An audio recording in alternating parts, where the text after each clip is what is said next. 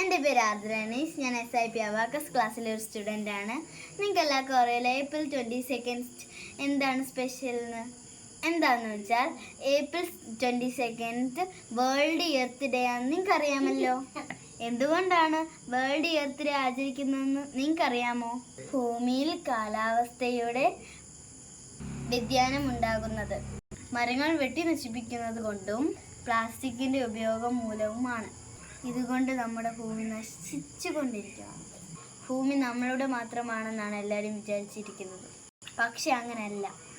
നമ്മളെപ്പോലെ തന്നെ നമ്മുടെ ജീവജാലങ്ങൾക്കും ഈ ഒരു ലോകം ആവശ്യമുള്ളതാണ്. അതുകൊണ്ട് നമുക്ക് ഒന്നായി കൈകോർക്കാം ഒരു നല്ല ഭൂമിക്ക് വേണ്ടി. ഒരു ശരാശരി മനുഷ്യന് ഭൂമിയിൽ ജീവിക്കണമെങ്കിൽ വെള്ളം, വായു, മണ്ണ് ഇത് അത്യാവശ്യമാണ്. ഇത് നമുക്ക് ആർട്ടിഫിഷ്യലായി ഉണ്ടാക്കാൻ കഴിയുകയില്ല. അതുകൊണ്ട് ഭൂമിയെ സംരക്ഷിക്കുക എന്നുള്ളത് ഓരോരുത്തരുടെയും കടമയാണ്. ഈ 2024 ഇന്ത്യയിൽ കൊടും ചൂടായിരുന്നു. വരും വർഷങ്ങളിൽ കാലാവസ്ഥ ഉണ്ടാവുന്നത് അറിയില്ല. വരും തലമുറയ്ക്കായി നമുക്ക് കൈകോർക്കാം.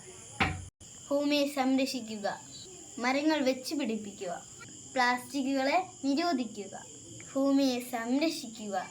നന്ദി, നമസ്കാരം.